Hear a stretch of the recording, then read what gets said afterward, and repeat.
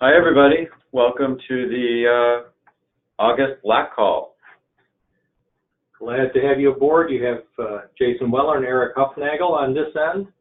Laurel's not joining us today, so it's just the two of us. I hope that we can live up to her standards. Glad you're all here. It's been a busy summer for many people outside of the office, so I know our number is not really big yet so far. Other people are coming onto the call.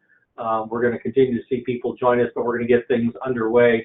We have what we think is a relatively quick agenda. There are a lot of updates on things where not a lot has transpired, but we want to make sure that we keep stuff on your radar screen for those people who have been attending previous meetings, and for those who may not have attended the last meeting or the meeting before.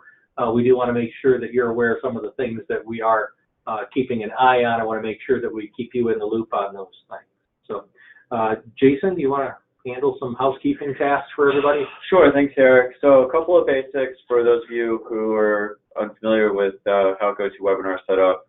If you're having any issues with your audio or visual connection, unfortunately, that's not something we have any control over. So your best bet is to log off or hang up and call back in or log back in, depending on how you're connected today. In terms of other logistics, we do have about 15 to 20 folks typically participating in these calls, and it looks like we're going to have about that again today. So rather than have everybody unmuted, what we found is the best thing to do is just have folks type in questions or comments via the questions toolbar. So if you're logged into the online platform, this won't help you much if you're calling in, unfortunately.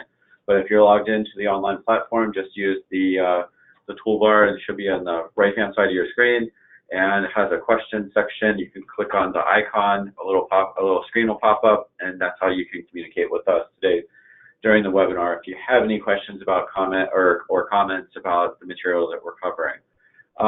Similarly, we do have the agenda for today's meeting available for download. As Eric said, it's fairly light, so there's not a whole lot of content there, but the one cool thing about the agenda is it does have links to the particular pieces of legislation that we're going to be talking about. So if you want to learn more about any of the content, that's the easiest thing to do, is download the PowerPoint, and that way you can take a look at everything at your leisure. So if you're not familiar with how to do that, again, toolbar, right-hand side of the screen is your best friend. There's a little handout section, and there's only one handout today, so which is typically how it is. So there you go. You just click on it and should automatically start downloading to your machine. So I think that covers the basics at this point, and I think we're ready to get into just providing some updates about policy priorities. So for those of you who are unfamiliar with these, earlier this year, Micah established a set of policy priorities for this legislative cycle, so 2019 to 2020. Couple of things that we have in the works: source of income discrimination. So we made the announcement back at the June meeting that there are a handful of legislators who are interested in working on a bill, or actually it looks like maybe bills, plural, around source of income source of income discrimination. So nothing definitive yet about when things are going to drop, but it does look like Representative Wittenberg's office is planning to have something hit the House floor this fall, suspecting September, October. Laurel was looped into those conversations before she went on leave, and as well as some other providers in the Oakland County area. So we're excited about seeing that progress, and obviously we'll keep everybody posted as we get more information. Let's see why that popped up.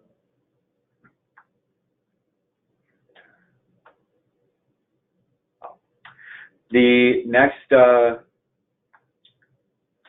item is Landlord Mitigation Fund. This one was a bit of a surprise to us because it popped up during the appropriations process without necessarily a whole lot of consultation with us or other providers. But as far as we know, it has gone into the conference process, and this is the idea of setting up a $500,000 fund that would incentivize landlords to rent to tenants who they might not otherwise rent to. They would have access to a damage fund, essentially. So at this point, it is a bit unclear, and we'll talk a little bit about the budget process on the next slide, so I don't want to give too much away now. But as far as we know, it did make it to the conference process, but of course it was only on the House side. It wasn't in the governor's budget or the Senate side, so we'll wait and see what that means. And then last, but certainly not least, House Bills 4152 and 4153. We have, and thank you, Deb Hayes, for reminding us that we have to share the slides. So give us a second. There we go. Thanks for the reminder, Deb. Sorry for this, everybody. I just shared the screen so you can see what we're seeing. So House Bills 4152 and 4153. We have these are the package of bills that focus on how county clerk's offices access records that are held by MCAH Central Registry here in Lansing. So these are the vital docs essentially for folks who were born to unwed parents before 1978. So, and these bills are focused on making it easier for the local county clerks to not only access the docs, but then charge what they would typically charge. Because right now, folks have to pay a premium price if they go through the MCAH Central Registry to get their birth records, as opposed to what they would pay at the local county clerk's office. So there you go. And moving on to state updates, appropriations process. As I mentioned, the conference is underway. The governor's office did release a bit of a challenge, I think, to the legislators last week to keep moving the budget process forward. The most recent update we've had is that at least the $2 ESP increase, so locking it into $18, and the vital docs funds, the $226,000 that would cover birth records from local county clerk's offices and the MCAH Central Registry for folks who are literally homeless. It does sound like that those are still in the conversation, but of course anything can happen. And if there's any need for folks if we're finding that there's any need for us to issue a call to action or anything like that around the appropriations process, we'll certainly do that. But right now there's a lot of things happening internally. Some other updates from the June meeting. The Medicaid work requirements, so this is Senate Bill 362 and 363, did pass out of the Senate since the last meeting and have been referred to the House Committee on Government Operations. And then last but not least, the bedbugs bill, which again feels like every year we have at least one or two pieces of legislation around bedbugs introduced. And we had mentioned this at the June meeting, but then it was actually dropped, I think, like 2 or 3 days after that. So we now have a House bill. It's House Bill 4777, and it was introduced on June 26th. So there's all the legislative updates. As you can see, it's pretty light compared to what we normally have. But again, summer recess, so hasn't necessarily been a whole lot going on. And let me just check in. So apologies about the screen sharing issue, but now it looks like we've caught that up and there's no other questions. So I think we'll move on. Okay, upward and onward to the federal updates. Again, some information you've already heard, but we did want to kick things off by talking about the National Alliance to End Homelessness congressional visit that took place. The Capitol Hill Day event is in conjunction with the National Alliance to End Homelessness' annual conference. Had a very good turnout at the conference from Michigan, more than in the past, and did have a pretty significant number of people from Michigan who were willing to go on the visit, the largest number that I've been involved with. We had 17 people altogether. Do want to acknowledge Katie Giza, who was the co-captain this year with me. She did a great job assisting with that and going on visits as well. We did visit 12 of our 14 members of Congress and both of the senators. The visits, I think, were positive and really worth our time. I think that we were able to key in on a number of policy issues that NAEH had identified, and so I expect that this will help us in building as we go forward, because this is a relationship building, and as we communicate throughout the year, we can refer back to those visits that have taken place. And nice to have people from districts who are visiting some of the members of Congress. That doesn't always happen. Sometimes we don't have enough people, if you will, who are from districts, but we had a better representation, so I think that makes it even more impactful. Moving on to the budget process, there's not much to report there. We did provide you a link to the NLIHC document, which is a nice chart that they put together. But the only thing to report here is that we know that the House did approve back in June. It is now moved to the Senate side, and currently there are some hearings that have been held by the Senate, but they don't have anything scheduled yet to move forward with any piece of the budget at this point, I don't think.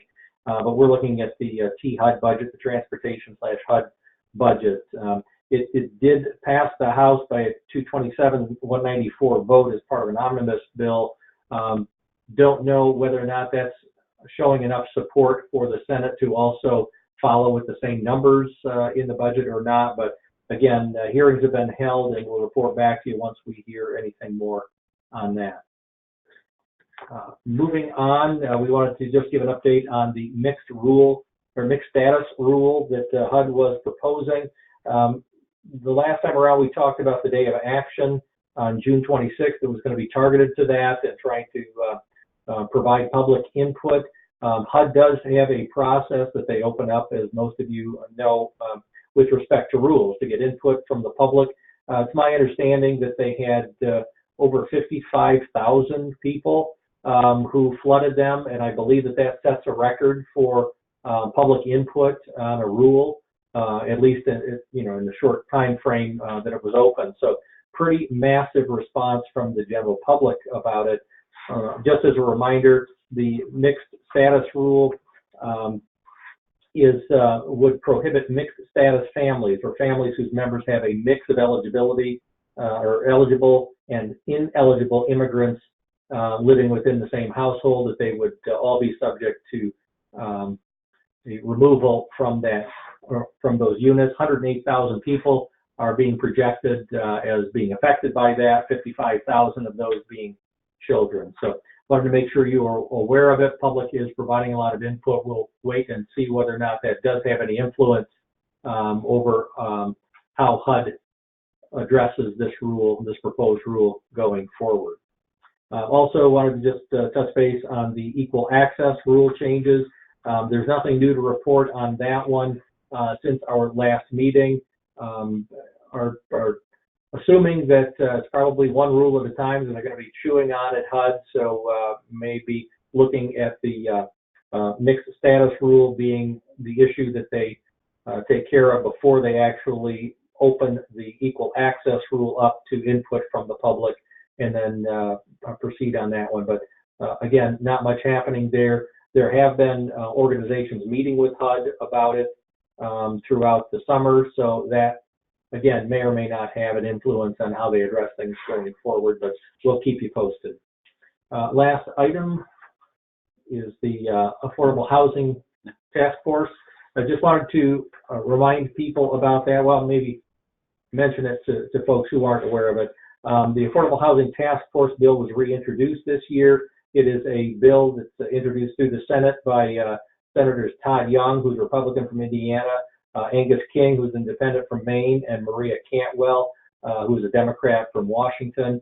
This is a bipartisan effort trying to focus on the issue of affordable housing and doing it through a formal body that would be authorized through Congress.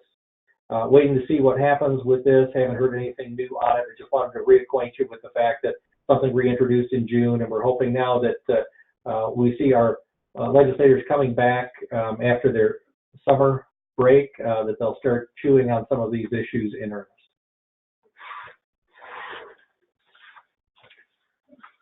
Okay, and now we're on to additional MCAH updates. Yeah. So, and I think we'll also take a pause and just see if folks have any questions. Nothing's come in yet, but we'll keep moving forward. But as a reminder, if you do have questions or comments, the toolbar on the right-hand side of your screen is the place to check out. So, but moving forward and covering a couple of things that Mike has got going on in the near future, next week, we've got Spark, which is community, I can never remember the acronym, but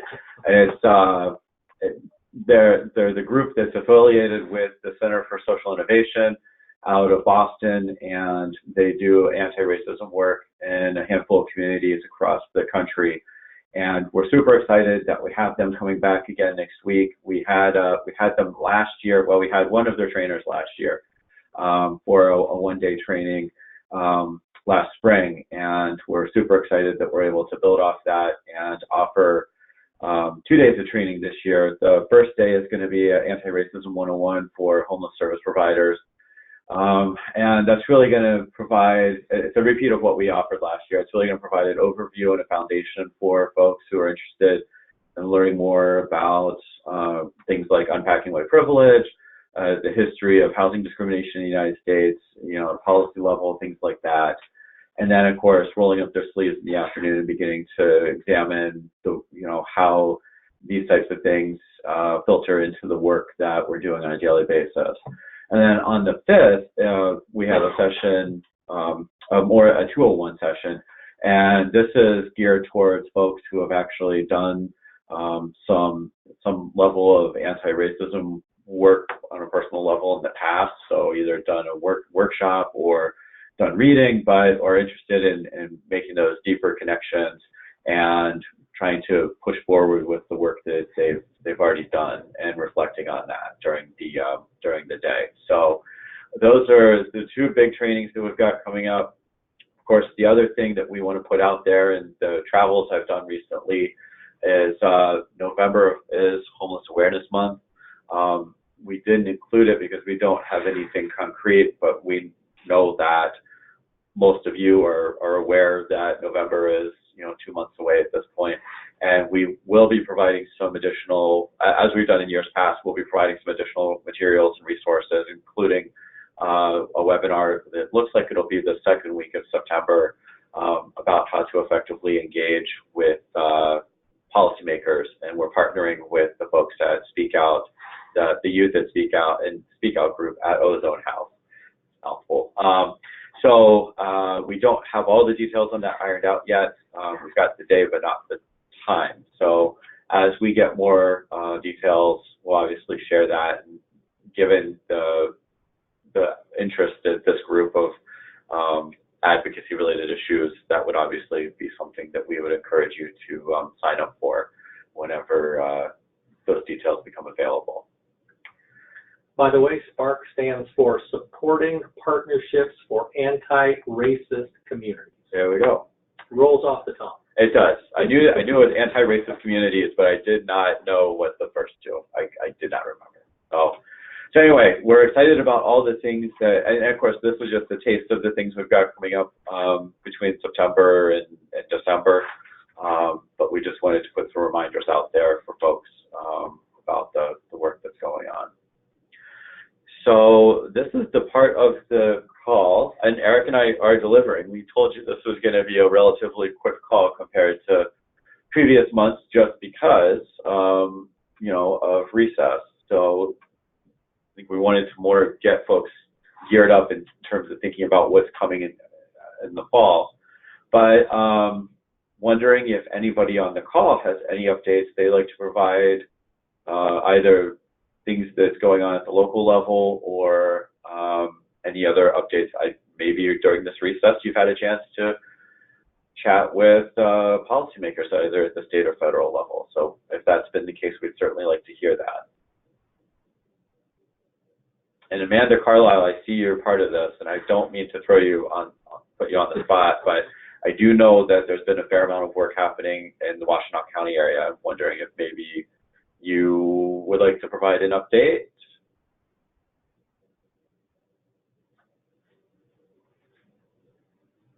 All right, so Amanda, I will unmute you first, and then Deb Hendren, it looks like you also have some local stuff going on, so maybe we could unmute you next, but let's start with Amanda.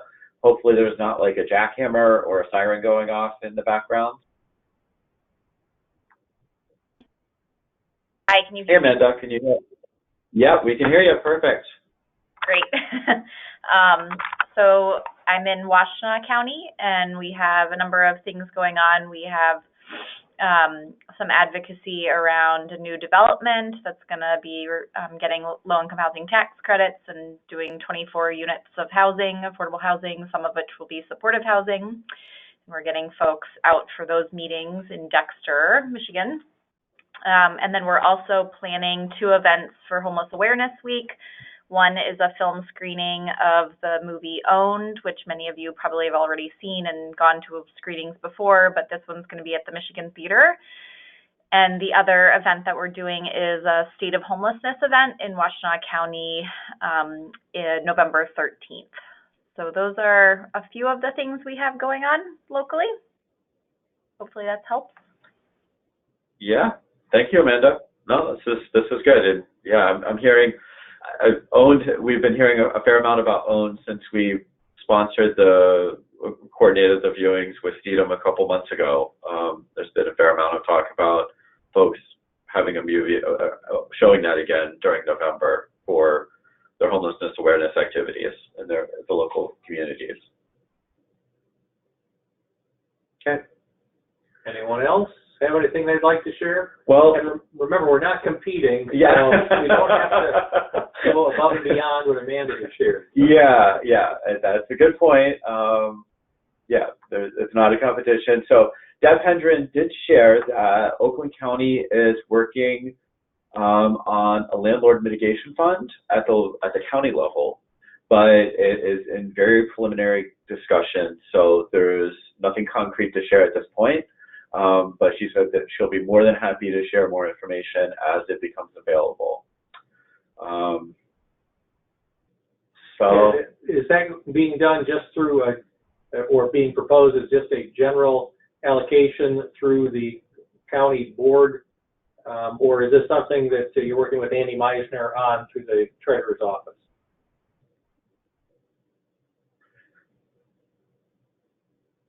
Deb, is it okay if I unmute you?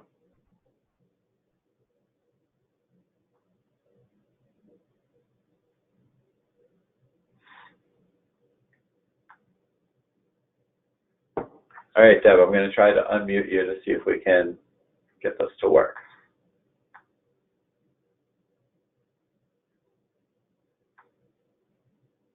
Oh, right, hi. Deb, I was trying there? to find, yes, I was trying to find the screen. It got buried and it wouldn't let me text you, so sorry. I was yelling, yes, but you couldn't hear. So I think that there are a couple ways. Andy Meisner, I know, is through the Treasury Department, but they were actually working with the Board of Commissioners. And not to share all our stuff going on in Oakland County right now, but if you've seen the news that there's some issues right now if Dave Woodward is on the Board of Commissioners or not, because he resigned in anticipation of the change with the Oakland County executive, and then they identified the Ferndale mayor as being the new executive in the interim. So Dave Woodward went back to the board, but there's a lawsuit now. I don't know if any of this is news to you guys since you're not local. So Dave Woodward was one of the people through the county that was looking to fund the landlord mitigation fund for damages. I don't know exactly what it will look like, and I don't know how that will be with the questions of who is in leadership, but it was an 11 to 10 representation of Democrats to Republican before he had resigned, and now it's a 10 to 10, so they'll have to work that out. But I know that it's not just him. There's plenty of other people interested in that. There was a community event on Friday with, I would say, non-traditional supporters, they're not nonprofits, some in the faith-based and some philanthropic, that also were really pushing that agenda. So I think that there's a lot of support locally. They know that that's a need to have that kind of fund to increase our ability to access landlords. Gotcha. Thank you. You're welcome. So And if you want to have some fun, research Oakland County and our news headlines the last few weeks. Oh, I've been aware of it. So, Deb, I will just pass along that Amanda Carlisle, as you were giving that update, has said that Washtenaw is navigating similar waters right now, and she is going to reach out to you to connect, so you can kind of, I think, share resources and talk and commiserate, perhaps. Okay, and Leah's doing a lot more work on that than I am, but I will definitely want to be a part of the conversation because of local advocacy here. Yeah, perfect. Okay. Thank you. Yeah, I can yeah, thank you. And then Lynn Raymond, not to throw you under the spotlight as well, but I see you've made a couple of comments, so why don't I just go ahead and unmute you again. Hopefully nothing untoward is going off in the background, and you can provide some updates firsthand about the stuff that's going on in Ottawa County. Oh, she doesn't have a microphone. That's right. We just had this conversation not that long ago. Okay. So let's swing back around. So it looks like Ottawa County is in the process of reestablishing a housing commission at the county level, but it hasn't been discussed what they're actually going to focus on yet. And then lots of activities and for Homelessness Awareness Month, and they're partnering with the Arts Council and the local libraries. So very cool that we would like to see the unusual partnerships. And actually, I think it was just Invisible People within the last week had a big write-up about the role that libraries play in homelessness outreach. So good to see that they're on board with the outreach events you're going to be doing in November. Let's see, do we have anything else? It doesn't look like we have anything else has come in. But this is cool. This is way more local updates than I think. We've had way more local updates on this call than we've had probably all of the calls so far this year. So this is pretty cool. So ironically, while things are slow at the state and federal level, it sounds like they're picking up at the local level. Yeah. Feels like maybe we should sing a song from The Lion King. Okay. So I think we're waiting to see if anybody else has any more updates, but like I said, this is already kind of a record amount of updates for us for this call. And I don't think we have anything else. So that moves us to the topic of the next meeting. Yeah, so for those of you who've been participating on these calls, you know they're regularly scheduled the fourth Friday of the month. Have a question for you. Want to kind of poll everybody about the possibility of moving it. One of the things that we have realized is that the cycle for some of the other calls that we participate in as an organization, some of the advocacy calls, actually take place this week of the month. So, for example, the National Low Income Housing Coalition has a regular meeting for state partners that gives legislative updates. The Corporation for Supportive Housing has an annual or it's a monthly call about advocacy issues, not just about supportive housing, but more broad than that, et cetera, et cetera. And so thinking in terms of how it might be helpful to be better informed for these calls by having participated in those calls in advance of our regularly scheduled call, and asking the possibility of moving our meeting to a different Monday during the month. So would like to find out from you folks whether or not you personally, being on the call now, get to weigh in as to whether or not that would be something that would be feasible on your end and something you would welcome. Okay, so I just launched the poll. So actually looking at different days of the first week of the month just to see what folks would be interested or available in doing.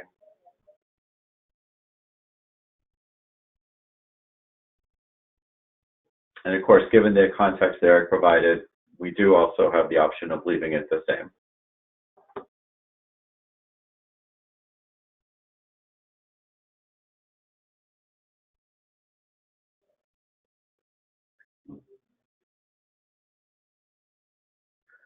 So, okay, lots of folks are participating.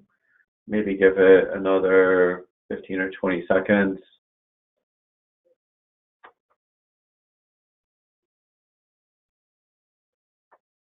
Just to see if we can capture as many folks as possible. Because we started off a little low, but we are right where we typically are for these calls.